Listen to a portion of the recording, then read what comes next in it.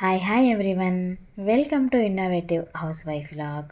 I hope అందరూ బాగున్నారని అనుకుంటూ ఈ వీడియో వచ్చేసి పాతగా అయిపోయిన బట్టలు చాలానే ఉంటాయి కదా మన అందరి దగ్గర కూడా. సో అలా పాతగా అయిపోయిన వాటిని మనకి అవసరానికి తగినట్లుగా ఎలా రియూజ్ చేసుకోవచ్చో అన్న ఐడియాస్ అనేది షేర్ చేశాను. సో అందులోంచి ఫస్ట్ వచ్చేసి లెగ్గిన్తో అనమాట. ఇక్కడ నేను తీసుకున్న కలర్ షేడ్ అయిపోయిన లెగ్గిన్ అనమాట. ఆ లెగ్గిన్కి కింద నా కాళ్ళ దగ్గర చూసుకున్నట్లయితే పట్టీలా ఉంటుంది కదా, దాన్ని కట్ చేసేసుకోవాలి. అలా కట్ చేసుకున్న తర్వాత ఇంకా ఇక్కడ నుంచి మనకి 1 ఇంచు వెడల్పు ఉండేటట్లుగా చూసుకొని కట్ చేసుకోవాలి. ఇలా కట్ చేసుకున్న వాటన్నిటినీ కూడా మనము ఒక్కొక్క పీస్ని సపరేట్గా తీసేసుకొని ఇలా కాస్త లాగామనుకోండి, అది సాగినట్లుగా అవుతుందన్నమాట. ఆ తర్వాత వీటిని మధ్యలోకి పట్టుకొని కట్ చేసుకుంటే ఒక పీసుల్లాగా రెడీ అయిపోతుంది. అంటే రౌండ్గా ఉంది కదా ఇది, మనం కట్ చేసుకున్నప్పుడు అలా రౌండ్గా లేకుండా మధ్యలో పెట్టి కట్ చేసామనుకోండి, ఇలాగా పీసుల్లాగా రెడీ అయిపోతుంది అనమాట.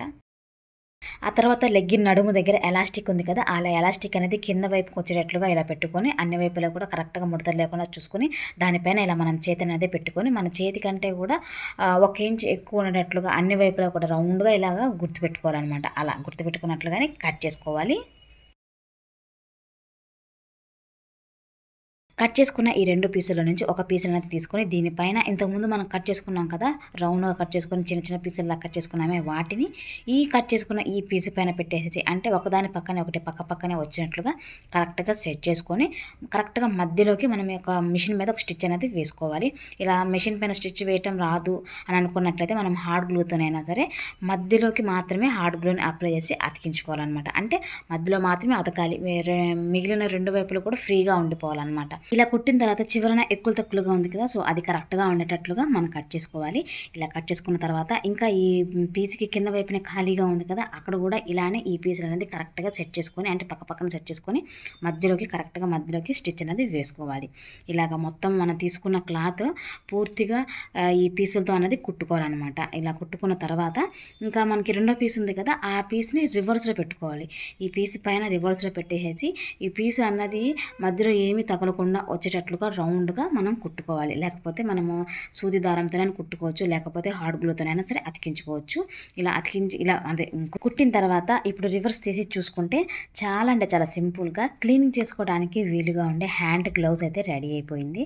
సో దీన్ని ఇలా మనం హ్యాండ్కి చక్కగా వేసేసుకొని క్లీన్ చేసుకోవచ్చు అనమాట. అంటే క్లీనింగ్ చేయడానికి అంటే మనం టీవీని క్లీన్ చేసుకుంటాం కదా, సో టీవీని క్లీన్ చేసుకునేటప్పుడైనా సరే, ఇలాంటి షెల్ఫ్లు డోర్లు క్లీన్ చేసుకునేటప్పుడైనా సరే, లేకపోతే ఫ్రిడ్జ్ క్లీన్ చేసుకునేటప్పుడైనా సరే ఇలాంటి ఒక గ్లౌజ్ని అనేది మనమే చక్కగా రెడీ చేసుకొని క్లీన్ చేసుకున్నాం అనుకోండి, సపరేట్గా క్లాత్లు ఏమీ అవసరం లేకుండా చక్కగా నీట్గా క్లీన్ అయిపోతుంది అనమాట. అంటే ఇది బనియన్ క్లాతే కాబట్టి ఏ స్క్రాచెస్ కూడా పడవన్నమాట మనం క్లీన్ చేసే ఇలాంటి టీవీకైనా ఫ్రిడ్జ్కైనా సరే. ఇక్కడ నేను ఒక హ్యాండ్కే రెడీ చేశాను కదా, అదే ఇంకా క్లాత్ ఉంది కాబట్టి అది ఇంకా లెగ్గిన్ ఉంది కాబట్టి మనం 2 హ్యాండ్స్కి కూడా చక్కగా ఇలాంటివి రెడీ చేసేసుకొని 2 హ్యాండ్స్ క్లీన్ చేసుకోవడానికి చక్కగా యూస్ చేసుకోవచ్చు. ఇలా క్లీనింగ్ మొత్తం చేసిన తర్వాత ఒకసారి వాటర్తో కడిగేసేసి మనం ఆరబెట్టుకున్నాం అనుకోండి, మరలా దీన్ని చక్కగా యూస్ చేసుకోవచ్చు. ఇంకా నెక్స్ట్ ఐడియా వచ్చేసి ఇదే లెగ్గిని యూస్ చేశాను అనమాట. సో దానికోసం 2 ఇంచుల వెడల్పు ఉండేటట్లుగా చూసుకొని ఇలా ఒక 4-5 పీసులు వచ్చేటట్లుగా ఈ లెగ్గిన్ని కట్ చేసుకోవాలి. ఇలా కట్ చేసుకున్న తర్వాత ఇంతకుముందు మనం ఎలా అయితే సాగదీసామో అలానే వీటిని కూడా సాగదీసుకోవాలి. ఆ తర్వాత ఒక హ్యాంగర్ అనేది తీసుకోవాలి. ఈ హ్యాంగర్కి మనం ఇలాగ సాగదీసిన పీసులు లెగ్గిన పీసులు ఉన్నాయి కదా, సో వాటిని ముడి వేసుకోవాలన్నమాట. మూడంటే జస్ట్ రెండింటిని మధ్యలో నుంచి పంపించి మిగిలిన పాటని లాగామనుకోండి, అది అలా ముడిలాగా లాక్ అయిపోతుంది అనమాట. మూవ్ అవుతుంది కానీ అదైతే బయటికి అయితే రాకుండా ఉంటుంది. సో దీనిని ఇలా హ్యాంగర్కి తగిలించేసుకొని మనకి చున్నీలు స్కార్ఫ్లు ఇవన్నీ ఉంటాయి కదా, సో వాటిని ఇలా హ్యాంగ్ చేసుకున్నట్టయితే ఒకే దగ్గర అన్ని చున్నీలను చక్కగా హ్యాంగ్ చేసుకున్నట్లు ఉంటుందన్నమాట. ఇలా చేయడం వల్ల మనకి స్పేస్ కూడా సేవ్ అవుతుంది. అంటే ఇక్కడ ఒక హ్యాంగర్కి ఇన్ని చున్నీలను తగిలించాం కాబట్టి ఇంకా పక్కన హ్యాంగర్స్ ఉన్నాయి కదా, సో వాటికి ఇంకా మిగిలిన వాటిని చక్కగా మనం హ్యాంగ్ చేసుకోవచ్చు. సో డెఫినెట్గా ట్రై చేయండి. ఇంకా నెక్స్ట్ ఐడియా వచ్చేసి చినిగిపోయిన బనియన్తో అనమాట. ఈ బనియన్కి పై పార్ట్ అన్నది కట్ చేసుకున్న తర్వాత ఈ బనియన్ని కూడా మనం 1 ఇంచు వెడల్పు ఉండేటట్లుగా చూసుకొని ఇలా పీసుల్లాగా కట్ చేసుకోవాలి.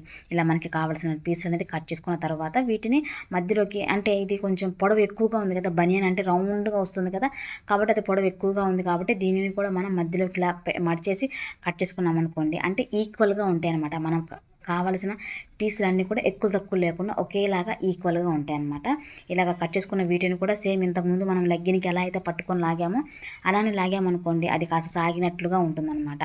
సో ఇలాగా మనం కట్ చేసుకున్న పీసులన్నిటిని కూడా సాగ తీసుకున్నట్లయితే ఇలాగా బనీన పీసులు అయితే రెడీ అయిపోతుంది. ఇంకా ఇందులో నుంచి ఒక పీస్ అన్నదాన్ని కట్ చేయకుండా ఇలా పొడవుగానే ఉంచుకోవాలి. ఎందుకు ఇలా పొడవుగా ఉంచుకోవాలి అంటే మనం కట్ చేసుకున్న చిన్న చిన్న పీసులు ఉన్నాయి కదా వాటిని ఈ పొడవుగా ఉన్న దానికి ముడి వేసుకోవాలన్నమాట. అంటే ముడి అంటే ముడి కాదు, ఈ కట్ చేసుకున్న దాన్ని ఇలా మధ్యలోకి మడుచుకొని ఈ మడుచుకున్న దాంట్లో నుంచి ఈ చివర్లు ఉన్నాయి కదా వాటిని ఇలా బయట చేసామనుకోండి అది అలాగా ముడిలాగా ఒక లాక్ లాగా అయిపోతుంది అనమాట. అంటే ఊడిపోకుండా ఉంటుంది. ప్లీట్స్ లాగా కింద వైపు మనకి ప్లీట్స్ లాగా ఉండాలన్నమాట.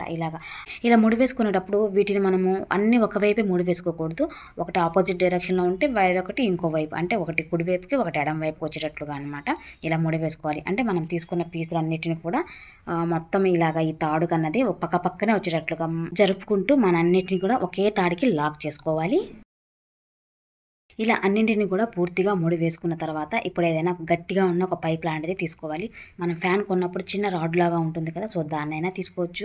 ఇక్కడ నేనైతే ప్లాస్టిక్ పైప్ అనేది తీసుకున్నాను. ఇది కూడా కాస్త గట్టిగానే ఉంటుంది కాబట్టి ఈ ప్లాస్టిక్ పైపు జారిపోతూ ఉంటుంది కాబట్టి ఒకవైపు మాత్రం చిన్న బనియన్ క్లాత్ పీస్ అనేది కట్ చేసుకొని ఈ పైపుకి చుట్టేసి దీనిపైన మనము రెడీ చేసుకున్నాం కదా ఈ తాడు లాంటి దానిని ఈ ప్లీట్స్ కరెక్ట్గా కిందకి వేలాడేటట్లుగా చూసుకోవాలి. అంటే మనం ఇలా రౌండ్గా తిప్పుతున్నాం అనుకోండి అప్పుడు ఆ ప్లీట్స్ అనేది మధ్యలోకి వచ్చే ఛాన్స్ ఉంటుందన్నమాట. అలాగా మధ్యలోకి ఉండకుండా కరెక్ట్గా కిందకి వేలాడేటట్లుగా చూసుకొని అడ్జస్ట్ చేసుకుంటూ ఇలా రౌండ్గా తిప్పుకోవాలి. ఇది రౌండ్గా తిప్పుకున్న తర్వాత ఇంకా మనకి కొంచెం ఎక్స్ట్రాగా పీస్ ఉందన్నమాట. అంటే ముడి వేసుకున్న తర్వాత ఈ పొడవైన క్లాత్కి మరి కాస్త ఎక్కువగా ఉంది కదా దానిని అక్కడే పెట్టేసి ఇలాగా ఊడిపోకుండా ఉండేటట్లుగా ముడి అన్నది వేసుకోవాలి.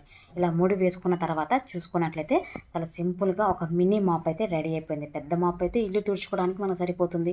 సో ఈ మినీ మాప్ వల్ల మనకి యూజ్ ఏంటి అంటే మనకి స్టవ్ కింద తుడుచుకోవడానికి కానీ, లేకపోతే కొంచెంగా వాటర్ ఉన్నప్పుడు తుడుచుకోవడానికి కానీ, లేకపోతే పిల్లలు భోజనం చేసిన తర్వాత, అంటే పిల్లలనే కదా మనం భోజనం చేసేటప్పుడైనా సరే కింద పడుతూ ఉంటుంది కదా, సో దాన్ని తుడుచుకోవడానికి, లేకపోతే డైనింగ్ టేబుల్ మీద తుడుచుకోవడానికైనా సరే, ఎక్కడైనా సరే అంటే కౌంటర్ టాప్ తుడుచుకోవడానికైనా, సో ఇలా చాలా విధాలుగా ఈ మినీ మాప్ని చక్కగా యూజ్ చేసుకోవచ్చు అనమాట. సో చూసారు కదా ఈ వీడియోలో నేను షేర్ చేసిన పాత బట్టల్ని మన అవసరానికి తగినట్టుగా ఎలా రీయూజ్ చేసుకోవచ్చు అన్న ఐడియాస్. సో డెఫినెట్గా మీరు అందరూ ట్రై చేయండి. అలానే మీకు ఎలా అనిపించింది ఈ ఐడియాస్ అన్నది నాతో షేర్ చేయండి. ఇంకా ఇలాంటి మరికొన్ని ఇంట్రెస్టింగ్ అండ్ యూజ్ఫుల్ ఐడియాస్తో నేను మీ ముందుకు వచ్చేస్తాను. అప్పటి వరకు కీప్ వాచింగ్ మై ఛానల్.